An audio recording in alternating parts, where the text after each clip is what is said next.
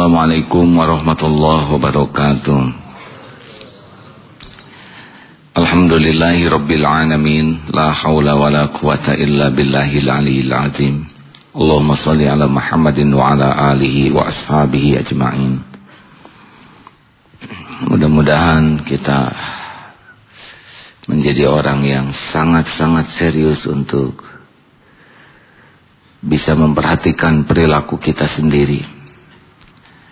Karena tidak ada yang mengancam hidup kita selain kelakuan buruk yang ada pada diri kita. Kita tidak bisa mengandalkan orang lain untuk terus membimbing, menuntun, menyemangati kita. Kalau itu yang terjadi ketika tidak ada yang membimbing, tidak ada yang memotivasi, maka kita akan ambruk. Kita harus punya sistem pada diri kita sendiri untuk segera menilai. Ini saya sedang turun tidak? Sedang futur tidak? Bagaimana semangat saya turun tidak? Ibadah saya turun tidak? Maksiat saya meningkat tidak? Kalau kita tidak punya kemampuan untuk membaca keadaan kita sendiri, kita akan terus menerus turun. Dan kalau sudah terlalu jauh turunnya, sulit secara syariat kita bangkit lagi. Ini adik-adik para santri, saya sering mendapatkan kisah tentang bagaimana para orang tua yang habis-habisan itu ya, untuk bisa menyekolahkan anaknya. Aduh, kalau baca WhatsApp-nya, BBM-nya, emailnya, suka miris sekali. Karena tidak semua orang tua mampu menyekolahkan anaknya secara leluasa. Ada yang harus berhutang ke sana sini. Jadi hari-hari itu benar-benar hanya untuk melunasi hutang. Bagaimana supaya anaknya bisa sekolah. Pada saat yang sama, itu anak di sekolah tidak sadar bagaimana sengsaranya orang tuanya menyekolahkan dirinya. Belajar seenaknya, perilakunya sesukanya, bahkan tidak ada prestasi, tidak ada semangat. Bahkan ada yang pengen pindah sekolah. Pada saat yang sama orang belum lunas untuk membiayai sekolahnya itu, anak sudah pengen pindah karena pengen lebih bebas. Ada yang karena punya pacar sebelumnya, ada yang sebelumnya sangat senang main game komputer, lalu di sini susah. Oh, Masya Allah, ini anak benar-benar nggak tahu diri. Orang tua sudah menderita. Hal-hal seperti ini tidak sedikit orang yang melakukannya. Jadi sadar diri itu hal-hal yang sangat penting. Punten ya, seperti posisi AA diuji seperti ini. Saya harus sadar. Ini saya ditakdirkan diuji sementara ini, diamanahi pesantren. Saya tuh layak tidak? Saya jadi contoh apa? Ilmu saya berkembang tidak? Kelakuan saya, ibadah saya jadi contoh kebaikan tidak? Benar tidak ikhlas? Ini saya bisa mengemban amanah ini enggak? Ini santri nanti pasti harus dipertanggungjawabkan di akhirat. Saya sungguh-sungguh enggak memberikan yang terbaik dari pikiran, tenaga, waktu untuk semua amanah ini. Karena ini pasti ada hitungannya di akhirat nanti. Ingat keluarga, saya benar enggak jadi kepala keluarga? Saya ngasih contoh apa? Benarkah saya sudah memberikan yang terbaik untuk keluarga saya? Waktu, tenaga, pikiran. Apakah saya sudah minta ke Allah sekuat tenaga agar keluarga ini selamat, tidak ada yang jadi ahli neraka?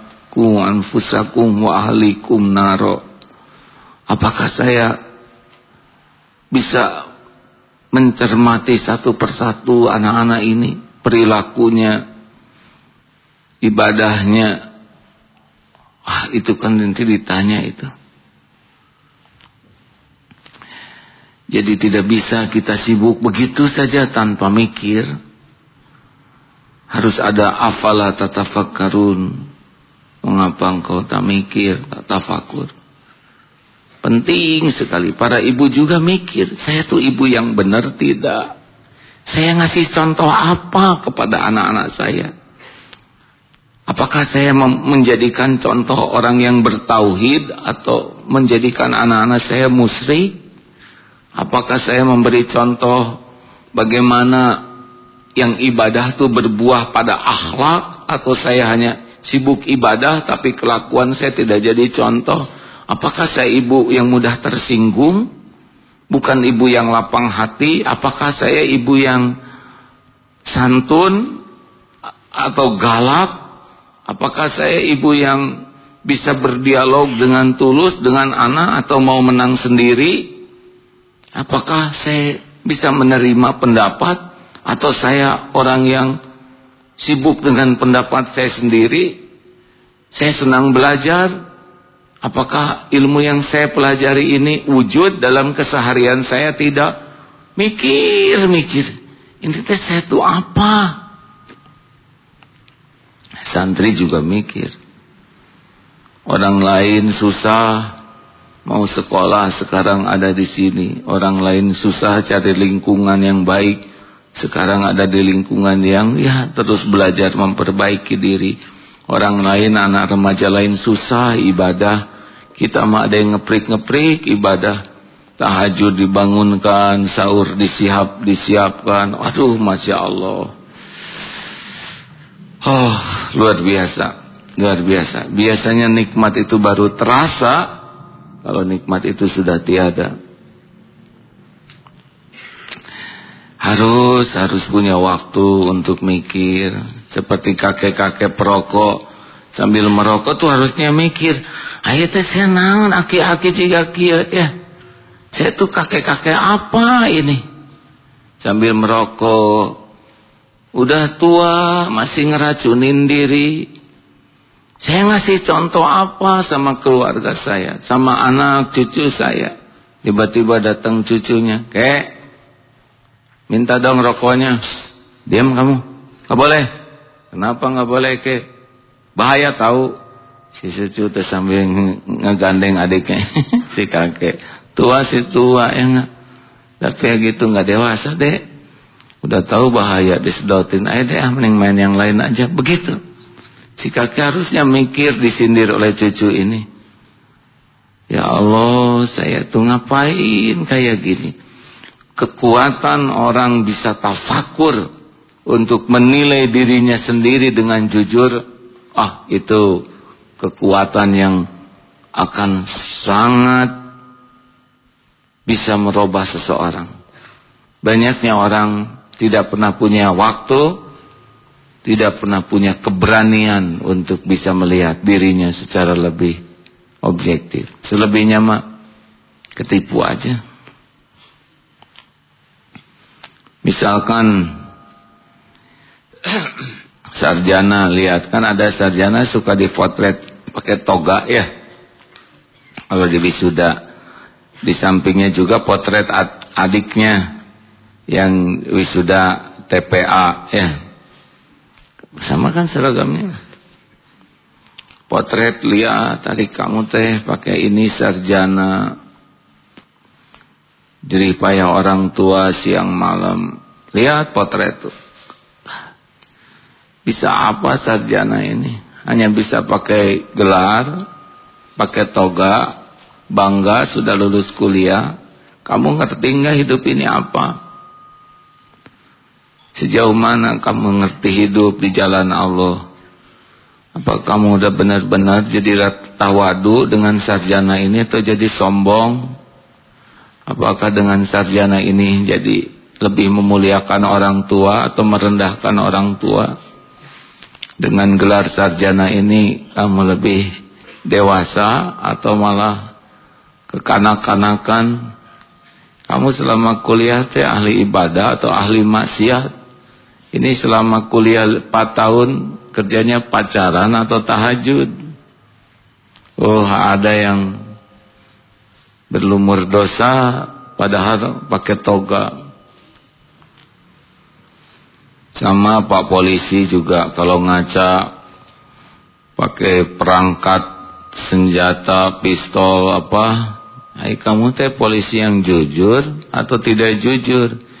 Ini teh polisi teh kan bagian nangkepin penjahat. Hai, kamu penjahatnya bukan. Jangan sampai kita menegakkan, tapi ya tanya saja masing-masing. Sama hakim, jaksa, hari kamu tuh memanfaatkan sarjana hukum yang kau miliki, posisi itu untuk menegakkan keadilan, atau kamu bagian dari kejahatan? Di mana yang kamu bela? Penjahat, membela kejahatan, atau membela kebenaran? Pasti mati, kamu pasti mati. Kalau kita hakim gitu ya, kamu pasti dihakimi. Demi Allah kamu pasti dihakimi. Akan datang satu saat, kepotret ini lihatnya, kepotret hakim pasti mati. Apa hasil dari ketidakadilannya? Uang dipakai tidak bisa dipakai. Harusnya mikir, saya kalau tidak jujur nyari uang dipakai apa? Dipakai beli rumah tidak ditinggalin. Beli mobil nggak dipakai. Disimpan di bank, uang nggak lihat, nggak megang. Saya cuma dapat dosa. Di akhirat pasti saya akan diadili. Berapa banyak kejahatan yang dibela, dimenangkan, berapa banyak yang benar dikalahkan. Kalau enggak pakai mikir, enggak pakai tafakur, bablas saja ditipu setan. Jadi gini hadirin, setan itu selalu membisiki kita untuk membuat indah sesuatu yang buruk.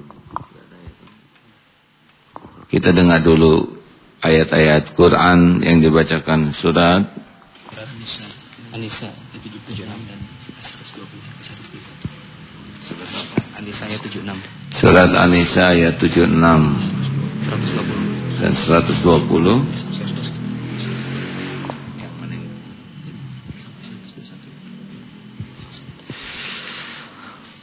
أعوذ بالله من الشيطان الرجيم بسم الله الرحمن الرحيم الذين آمنوا يقاتلون في سبيل الله والذين كفروا يقاتلون في سبيل الطاغوت فقاتلوا أولياء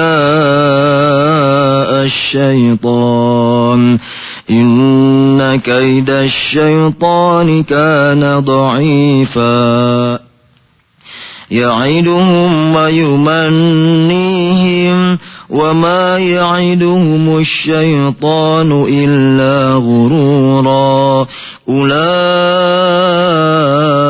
مأواهم جهنم ولا يجدون عنها محيصا. Orang-orang yang beriman mereka berperang di jalan Allah, dan orang-orang yang kafir berperang di jalan Taghut. Maka perangilah kawan-kawan setan itu, karena sesungguhnya tipu daya setan itu lemah. Setan itu memberikan janji-janji kepada mereka dan membangkitkan angan-angan kosong pada mereka. Padahal setan itu hanya menjanjikan tipuan belaka kepada mereka. Mereka yang tertipu, itu tempatnya di neraka jahanam, dan mereka tidak akan mendapat tempat lain untuk lari darinya. Quran Surat An-Nisa ayat 76 dan ayat 120 sampai 121. Jadi nipu saja terus. Kalau jadi mubalik, ditipu supaya ngomongnya muluk, supaya kelihatan keren, supaya mengatakan yang dia sendiri tidak melakukannya, merasa mulia dengan diundang orang, merasa terhormat dengan dihormati orang. Harusnya kan jadi mubalik tuh mikir, saya teh ngomong apa, apakah omongan saya ini cocok dengan kelakuan saya, tidak. Apakah yang saya katakan ini benar-benar ngajak orang jadi baik atau pengen kelihatan diri saya yang baik. Oh, enggak gampang. Demi Allah tidak gampang jadi penceramah itu. Jadi mubalik, mubaligoh, ustadz, ustazah tampil di depan ngajar. Itu sangat-sangat tidak mudah untuk jadi yang benar ya. Kalau enggak ya acting, merasa mulia, merasa pintar, merasa soleh, soleha, dihormati orang, kemudian merasa terhormat. Padahal harusnya kan Allah tahu saya, Allah menyaksikan kelakuan saya. Apakah yang saya katakan ini cocok? Enggak. Oh, banyak bedanya. Bukan berarti tidak berhenti ceramah, tapi mulai periksa niat saya apa sih bicara di depan orang ini. Ingin dunia, ingin imbalan, ingin pujian, kekaguman orang. Kayaknya memang tidak mudah untuk tafakur evaluasi diri ini ya. Benar? Bablas saja merasa sudah benar. Ya pernah mendengar seorang mubalik di depan. Pasti kalau gini ya, rekan-rekan, kalau orang sudah tampil di depan, setan itu lebih agresif untuk menipunya. Jadi dia tuh akan terus membisiki. Karena kan kalau tampil di depan efektif ya. Nih seperti ya ceramah begini, ini yakin nih setan terus ngebisikin, nipu supaya ngomongnya ngaco, supaya menyesatkan. Tampil di depan orang banyak, itu setan tuh langsung ngeronyok supaya dia tergelincir kata-katanya. Kan efektif sekali ceramah menyesatkan orang banyak, apalagi masuk ke TV ya. Sekali dia melakukan kesalahan, yang tergelincir kan banyak, betul? Jadi tidak, sangat harus disadari bahwa setiap kita tampil itu setan menipu kitanya lebih optimal. Nanti akan dibuat celetukan-celetukan. Pasti arahnya tuh jorok ya. Melucu-melucu yang tidak ada apa-apanya, bisa jadi meremehkan orang, menghina orang.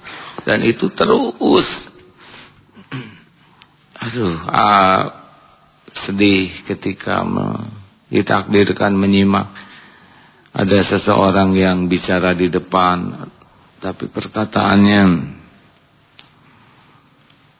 ya begitulah. Harusnya banyak yang tidak usah dikatakan jadi dikatakan. Kalau bicara retorika bagus, tapi kan bukan nada dan retorika serta gaya. Yang paling penting kan isinya dan hatinya, benar? Orang tertawa semua, kemudian ya kalau pakai hati gitu mendengarnya, kenapa harus mengatakan ini? Apa tidak malu perkataan ini keluar di depan orang banyak? Apa sih gunanya? Gimana kalau tidak dikatakan juga kan tidak apa-apa. Nah, ini harus kita pahami bahwa selama bicara ini setan terus membuat kita membuang waktu dengan kesia-siaan, membuang waktu dengan kemaksiatan, sehingga orang jadi ikut berbuat maksiat. Ini kadang tidak disadari. Maka kalau mau ceramah atau pidato itu harus berlindung kepada Allah. Jangan sampai kita menjadi alat menyesatkan orang banyak atau membuat orang jadi tersia-sia waktunya yang sudah datang jauh-jauh dari rumah. Kita tahu bisikan setan itu kan dua prinsipnya ya, di antaranya. Satu, membuat orang lalai, dan yang satu lagi membuat orang berlebihan,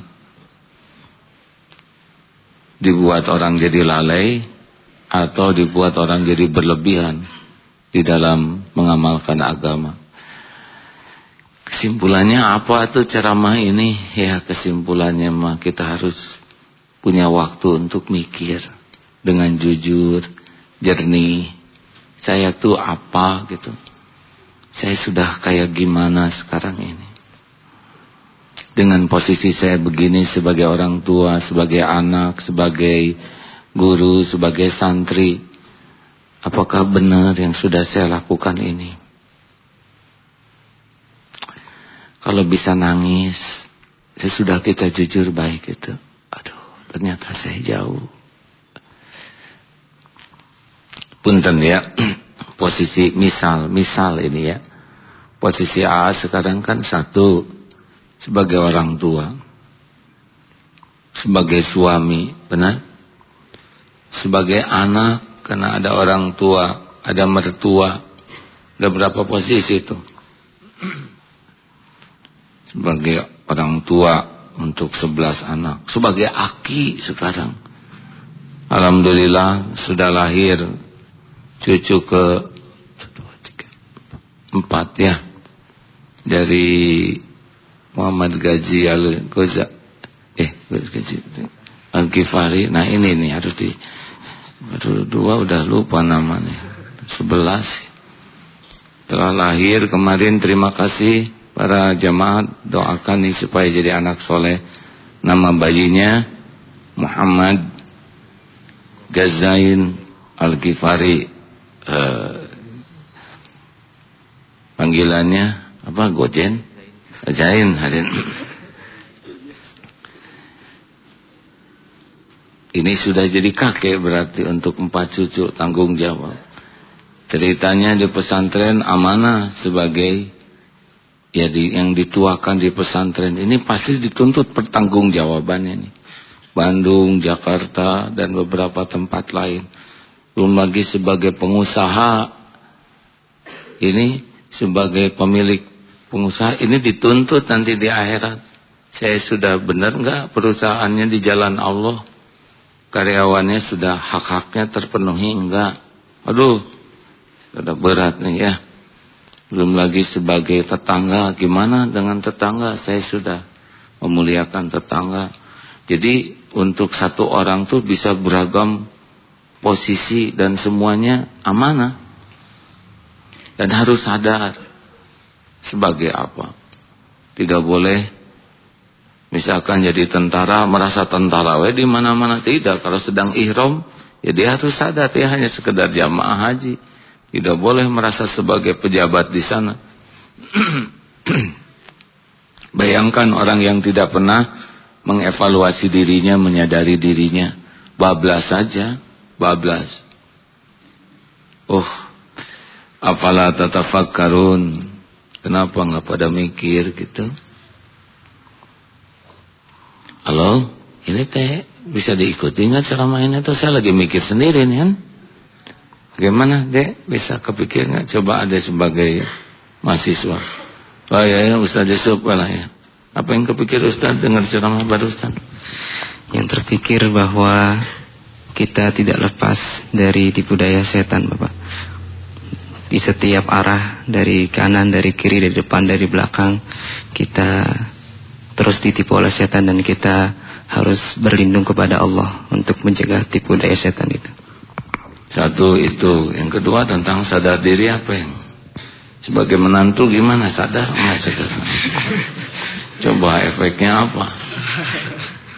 Ayo. Yang kedua adalah terus belajar dan belajar, Bapak. Enggak bedanya ini sebelum jadi menantu dengan jadi menantu apa? Lebih sengsara atau gimana? Lebih sadar akan amanah. Dan amanah ini akan dipertanggungjawabkan oleh Allah Subhanahu wa taala. Waktu sebelum masih sedikit karena belum punya istri, tapi kalau sesudah punya istri berarti amanah ditambah. Dan kemudian amanah ditambah juga di Baitul Quran. Terus kumaha jadi menantu agim ada efek tidak? Lebih berat hadirin, karena orang ini bisa naik nebeng beken ya, bisa makin tidak terjaga hati atau bisa makin hati-hati. Karena kan ya mau tidak mau pasti ada efek. Harus disadari Ustaz ya, jangan sampai menjadi kotor hati karena posisi yang takdir memang sudah begitu takdirnya.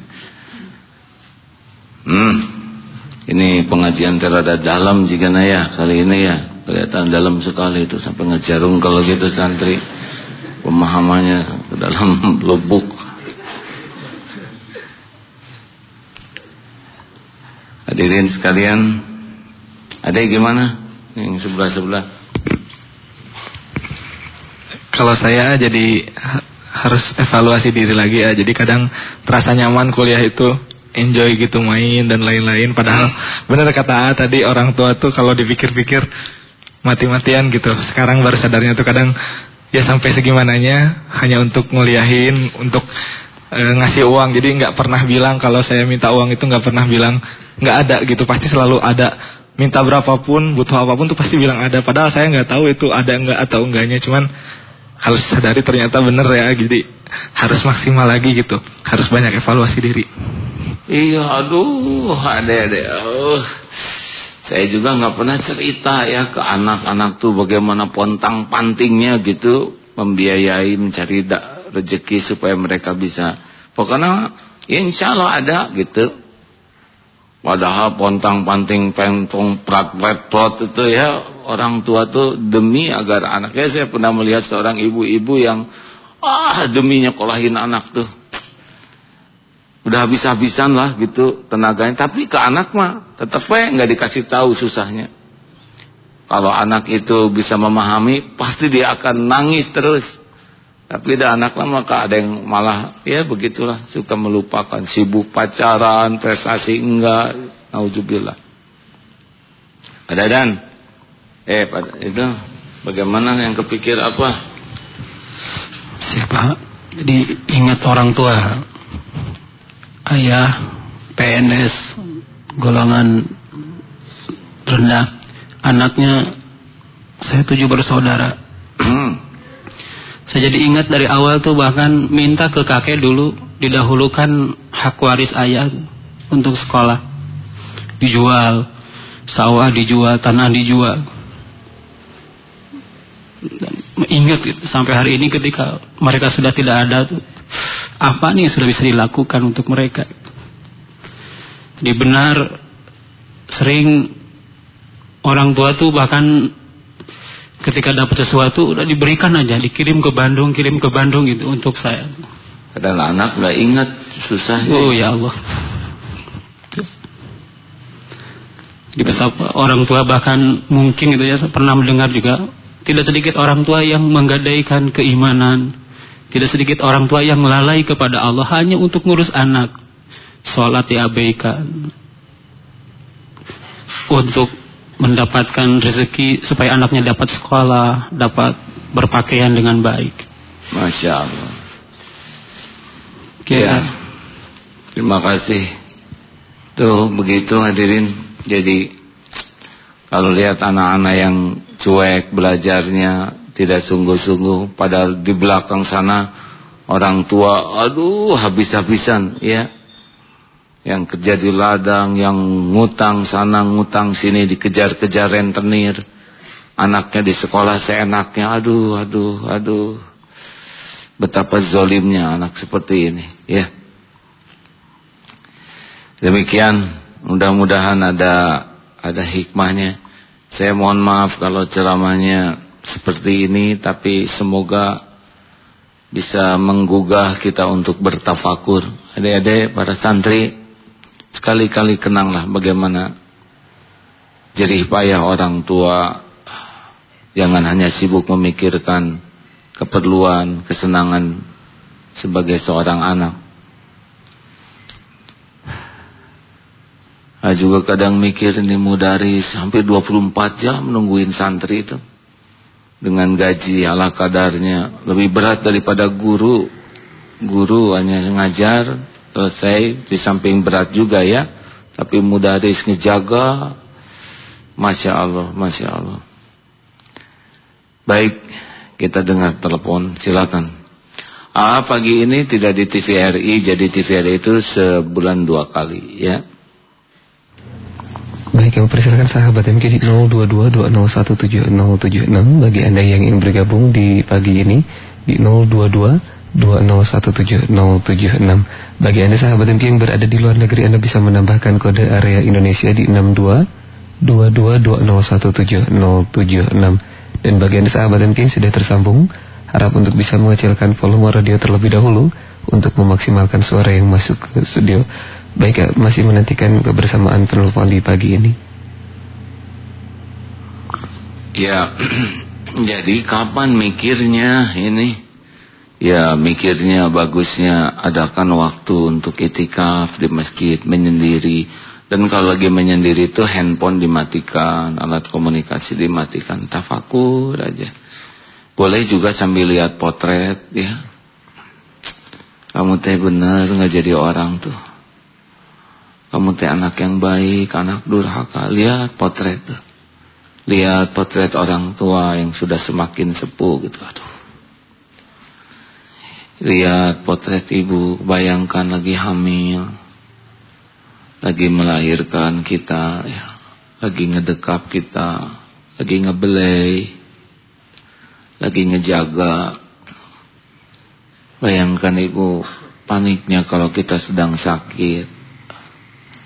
Sedang enak makan juga berhenti makan untuk membersihkan kita. Walaupun kotor, kita tetap tidak jijik.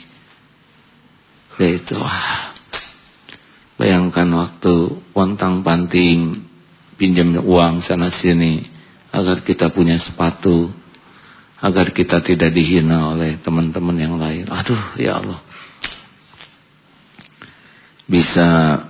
Kalau bisa jujur menafakuri ini, waduh, banyak hal yang bisa berubah pada diri kita. Dari dalam berubahnya.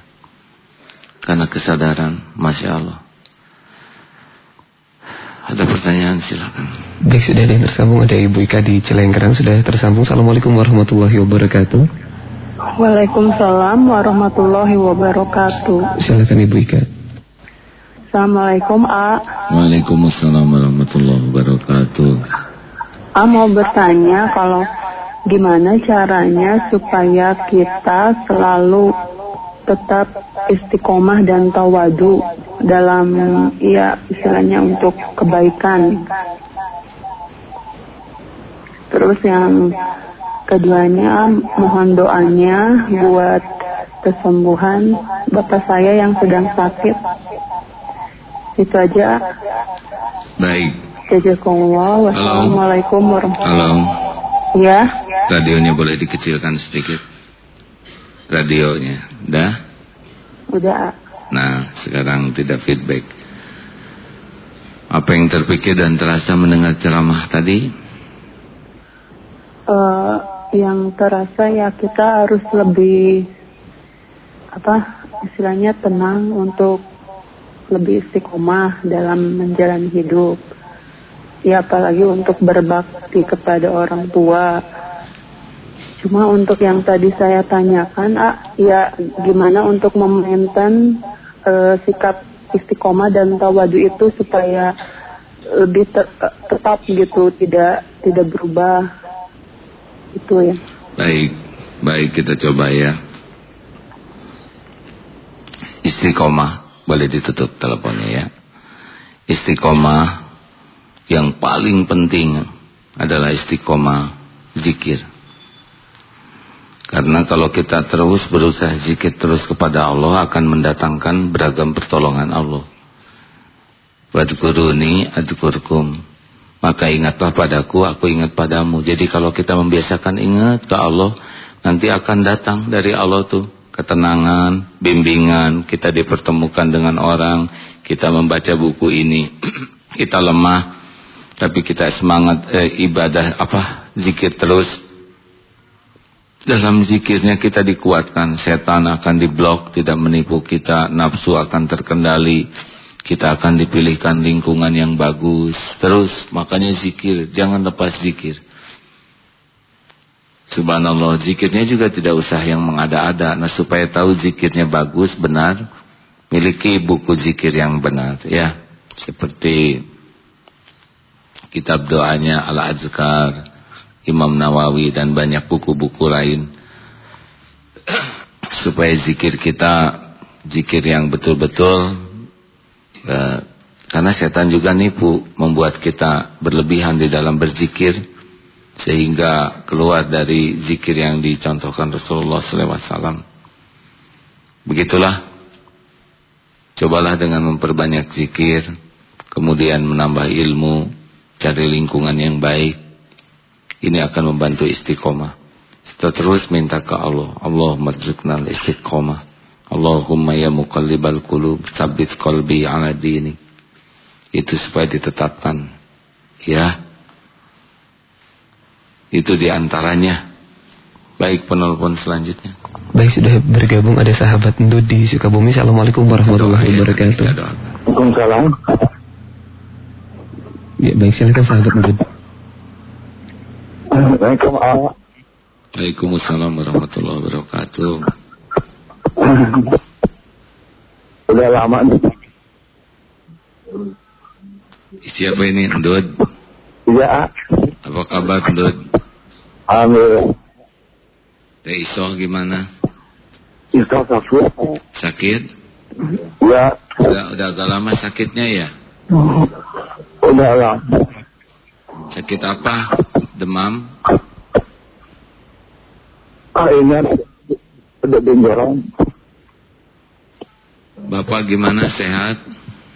Sehat aja. Kapan ke rumah aja. Putus-putus suaranya, Ndud, punten, Ndud. Ya, semoga Allah memberikan rasa syukur di balik ujian yang berat ini. Ya, Ndud, juga kesabaran ke Ndud, Isoh, Bapak. Semoga semua ini akan berbuah surga nanti. Dunia hanya mampir sebentar dan tidak ada apa-apanya selain menjadi tempat berladang amal soleh. Ada yang banyak amal karena banyak kebaikan yang bisa dilakukan, tapi ada yang banyak pahala karena kesabaran ketika ujian sedang dijalani. Sing sabar ya, Ndud dan Isoh ini lumpuh dua-duanya. Apalagi Isoh, kakaknya Ndud ini 35 tahun berbaring terus menerus, ya. Ibu sudah meninggal, tinggal bapak yang ngurus. Masya Allah.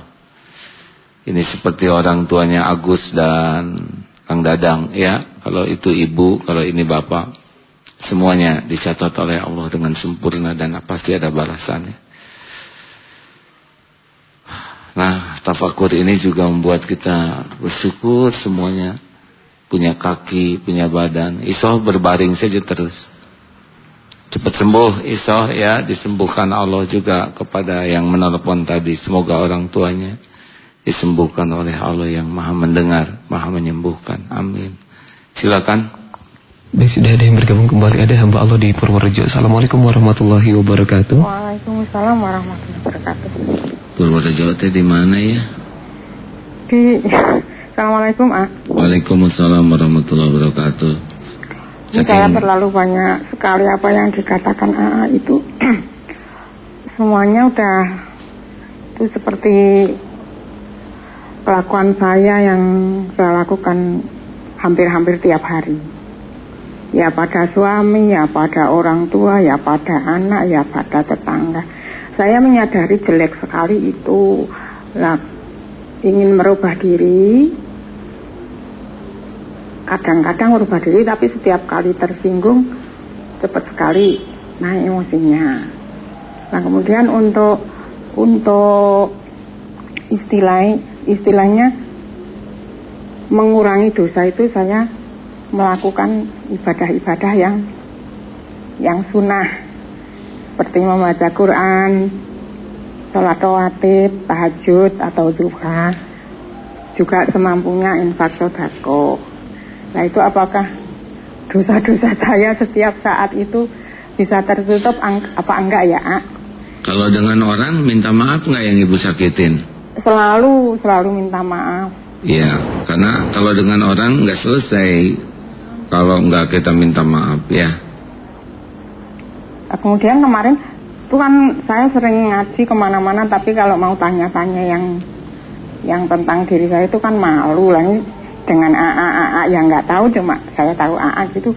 Itu kemarin kan disuruh melaksanakan di waktu 10 Asyura itu sholat surah, terus mandi malam, terus paginya silaturahmi pada ustadz-ustadz, kemudian menengok orang sakit yang pada hari itu di sekitar kita ada yang sakit. Itu karena saya memang ya senang ibadah, cuma kok ada yang lain lagi, katanya nggak ada ritual apa-apa kecuali puasa. Itu gimana ya? Ya udah lewat ya. Itu terima kasih ya.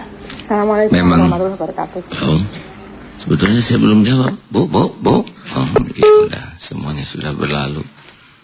Memang yang dalil yang paling kuat adalah di Syuro itu, hari Asyura itu saum 9 dan 10. Rasulullah asalnya 10 tapi berniat saum untuk membedakan dengan Yahudi. Tapi beliau wafat. Adapun yang lebih-lebihnya tentang mandi tengah malam, saya belum tahu itu. Saya belum mendapat keterangan Rasulullah melakukan hal itu. Begitu. Ya, selanjutnya. Baik, kami persilakan kembali sahabat MK di 0222017076. Sudah ada yang bergabung kembali, ada Teh Leni di Bale Endah. Assalamualaikum warahmatullahi wabarakatuh. Waalaikumsalam warahmatullahi wabarakatuh, A. Baik, silakan. Assalamualaikum, A. Waalaikumsalam warahmatullahi wabarakatuh. Radionya dikecilkan terlebih dahulu. Bisa dikecilkan, ditekan aja lalu dikecilkan. Bisa mengecilkan radio, Teh? Ya. Tekan ya. Ya. Sudah, jadi kecil sekarang radionya. Ya, sudah. Sebesar apa? Ya, silakan. Ya, saya kan suami saya kan kerjanya di Cianjur ya. Tenang, agak jauh sedikit dari mikrofon handphonenya. Suami bekerja di Cianjur, lalu? Saya ke honor gitu di sini di Bandung. Saya ikut ke suami, cuman ada kurang jelas suaranya. Saya kan ke honor kerja ya jadi guru SD di Bandung. Tenang, ulangi Bu. Ya. Ini diuji kurang jelas. Mikrofon teleponnya agak dijauhkan sedikit. Oh iya. Maksudnya bukan dari radio, dari ibunya. Oh, dari saya. Ibu saya, ibu. Ada orang tua di sana? Ya, ada. Ya, nah ini dari mulutnya ya. Ya. Saya kan honor ya di Bandung. Pengen ikut ke suami ke Cianjur. Ingin ikut suami ke Cianjur. Iya. Cuman ada perasaan khawatir takut bisa kerja gitu kalau pindah ke sana. Takut tidak bisa kerja kalau sudah di sana gitu? Iya. Iya. Di sini kerja apa di Bandung? Ya. Di Bandung kerja apa? Saya guru honor, Guru honor. Yang kasihan. Iya. Ya. Minta solusinya ya, Minta solusinya? Iya. Nah, dan minta apa lagi? Minta gaji? Ya? Minta gaji? Hah? Ini kalau sama-sama kurang jelas kayak gini nih. Oh ya. Apa? Memang ada apa? Hah? Wah, halo. Iya bu, baik. Tuhan ya. Hah? Halo? Ya. Mending udahan ya. Terima kasih. Assalamualaikum warahmatullahi wabarakatuh. Suami di Cianjur, ibu di sini guru honor. Jangan ragu-ragu lah kalau memang memungkinkan pindah sana, temenin suami. Gimana nanti rezeki? Rezeki mah ada, nggak mungkin nggak ada. Masa mau deketin suami rezeki jadi nggak ada? Ada, kalau di sini ada, di Cianjur juga ada. Ya kan yang ngebagi rezeki Allah. Masa pindahkan Cianjur Allah jadi pelit? Ya, emangnya Cianjur itu siapa? Pindah sana, kan ada Cianjur tuh ada apa di sana tuh? Ya pokoknya ada Cianjur lah, ya. Jangan ragu-ragu dek, kalau rezeki mah Allah yang ngatur. Banyak istighfar, banyak tobat. Kalau nanti di sana belum dapat kerjaan, khidmat di masjid, di mana gitu, nanti ada rezekinya. Adalah rezeki, nggak mungkin nggak ada. Yang suka menjadi penghalang tuh suudzon ke Allah. Karena Allah sesuai dengan prasangka hambanya. Ana intadzanni abdi bi. Aku sesuai prasangka hambaku. Terakhir. Baik, sudah ada yang bergabung di line telepon. Ada Ibu Leni dari Cimahi. Mohon maaf Ibu Nia dari Cimahi. Assalamualaikum warahmatullahi wabarakatuh. Waalaikumsalam warahmatullahi wabarakatuh. Baik, silakan Ibu Nia. Terima kasih. Assalamualaikum Waalaikumsalam warahmatullahi wabarakatuh. Begini saya baru ditinggal oleh suami, meninggal 5 bulan yang lalu. Amin. Amin. Kondisi rumah tangga saya saat ditinggal suami, saat itu sedang indah-indahnya, sedang sakinah mawadah warohmah, betul-betul begitu indah ya ayah, sedang menikmati madunya rumah tangga. Ketika Allah mengambil haknya, yang ingin saya tanyakan, bagaimana cara saya menata hati saya agar tidak terpuruk terlalu lama gitu ditinggal oleh suami. Maaf, sudah berapa lama menikah Bu? Menikah 18 tahun 18 tahun. Ini sedang pas indah-indahnya ya. Suami betul, usia betul. Berapa? Dikaruniai 2 orang putra, alhamdulillah. Usia, anak saya tunagrahita dua-duanya. Tunagrahita tuh cacat mental Oh iya, dua-duanya. Iya betul. Yang pertama umur 17 tahun, adiknya umur 13 tahun. Sejenis sama sakitnya Bu? Iya, yang kakaknya tunagrahita ringan, kalau adiknya tunagrahita sedang, dua-duanya sekolah di SLBA. Iya, iya baik Bu. Iya, terima kasih tunggu dulu, suami wafat usia berapa? 42 tahun 42 tahun. Tiba-tiba atau sakit dulu atau bagaimana? Tiba-tiba ketika beliau malam hari bilang pusing, sepersekian menit beliau bilang pusing langsung koma Ternyata dibawa ke rumah sakit, pecah pembuluh darah tensi darah 250/190. Pecah pembuluh darah, kemudian koma, wafat. Iya, langsung jadi di rumah sakit juga tidak lama, hanya 4 jam Tidak diduga sama sekali kalau gitu. Betul ya? Sehat sekali gitu. Iya, mendadak, itu betul-betul mendadak begitu Tapi alhamdulillah jadi Ibu kehilangan mendadak begini, gimana perasaan Ibu? Aduh, saya seminggu setelah suami wafat, saya langsung masuk rumah sakit, Iya. Ya, sekarang saya juga kehilangan badan saya 8 kilo, Kak. Iya. Iya. Ya, sekarang juga masih, ya karena ditinggal suami yang soleh, yang baik ya, ayah. Gitu, jadi ya bagaimana lah. Tapi saya yakin ini takdir yang terbaik dari Allah. Ya, bagaimana Ibu mengobati hati Ibu? Banyak zikrullah untuk saat ini. Zikir, ya. Iya, tapi ada hikmahnya, saya lebih banyak bertahajud, saum, ibadah saum sunnah gitu. Terus yang kadang ya namanya manusiawi ya, kadang saya ingat sama beliau gitu, nangis ketika anak-anak sakit atau saya sakit gitu kan, nggak ada yang ngebantu, cuma saya sendiri menghadapi atau merawat anak-anak 2 ini. Iya. Lalu secara syariat penghasilan dari mana sekarang? Suami pensiun Ada pensiunnya ya? Iya. Masih cukup? Alhamdulillah, walaupun kan baru golongan 2 almarhum. Gaji pensiun cuma 36%, tapi alhamdulillah dicukup-cukupkan. Iya, Ibu usaha kecil-kecilan apa? Belum? Belum, karena saya ini sama anak-anak. Oh iya. Kalau kata Sunda kawalangket gitu Jadi harus terus. Iya, harus fokus ke anak, nggak bisa ditinggal. Ya. Iya, Bu. Iya, mungkin gitu aja ya, minta solusinya bagaimana cara saya menata hati agar tetap bersyukur kepada Allah Subhanahu wa taala. Ibu ada tempat tinggal, Bu? Ya, tempat tinggal ada, alhamdulillah. Ya, setahun sebelum meninggal, almarhum kan meninggal 30 April 2014, April 2014 udah punya rumah, alhamdulillah. Alhamdulillah. Iya. Iya, Bu. Iya, mungkin itu saja ya, Ayah. Terima kasih banyak, jazakumullah khairan katsira. Assalamualaikum warahmatullahi wabarakatuh. Waalaikumsalam warahmatullahi wabarakatuh. Aduh, ini telepon banyak sekali hikmahnya ya. Saya jadi langsung ingat nih. Boleh jadi saya juga bisa tiba-tiba nanti siang, nanti malam pusing dan meninggal. Harus sangat siap. Yang kedua, kita juga harus sangat siap ditinggalkan. Benar?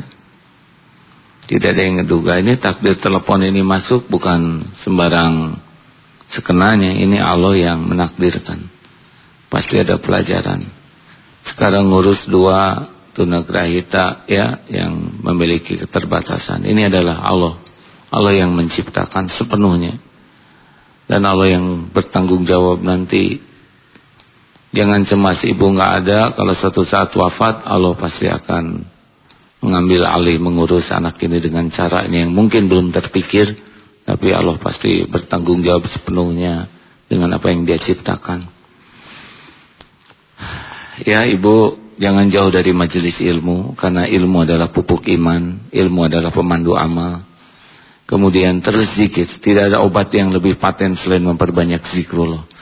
Berdiri, duduk, jalan, berbaring, sebut nama Allah sebanyak-banyaknya. Dan Allah pasti menyaksikan, mengetahui, dan tidak akan disia-siakan. Ya.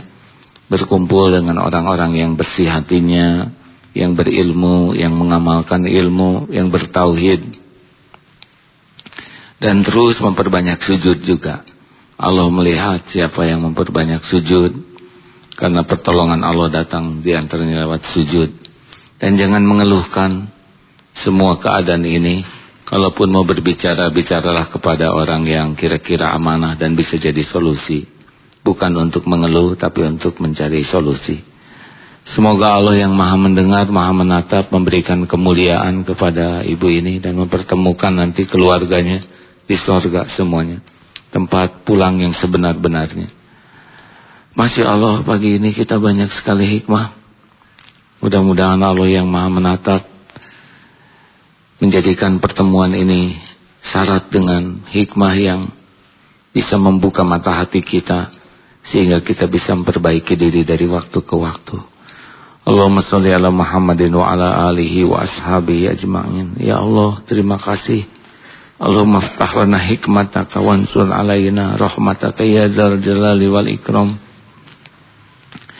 Ya Allah, bukakan hati kami agar bisa yakin padamu, agar selalu merasa ditemani olehmu. Jadikan diri kami adalah orang-orang yang selalu ingat padamu, yang lisan ini selalu basah menyebut namamu, yang hati ini selalu bersandar padamu. Ya Allah, penuhi hati ini dengan yakin dan ingat padamu, sehingga tiada yang kami tuju selain hanya Engkau. Tiada yang kami harap selain hanya darimu. Tiada yang paling kami takuti selain takut jauh darimu. Ya Allah, sembuhkan saudara-saudara kami yang sedang sakit. Kuatkan yang imannya masih lemah. Istiqomahkan ya Allah dalam ketaatan, akhlakul karimah. Karuniakan kepada kami kesanggupan ya Allah untuk istiqomah patuh padamu sampai husnul khatimah. Rabbana atina min ladunka rahmah wa hayyi lana min amrina rasyada. Subhana rabbika rabbil izzati amma yasifun wassalamun alal mursalin walhamdulillah. Terima kasih hadirin. Insyaallah mudah-mudahan kita bisa istiqomah. Mohon maaf dan terima kasih kepada semua jajaran yang menjadi jalan pertemuan ini ada. Assalamualaikum warahmatullahi wabarakatuh. Waalaikumsalam warahmatullahi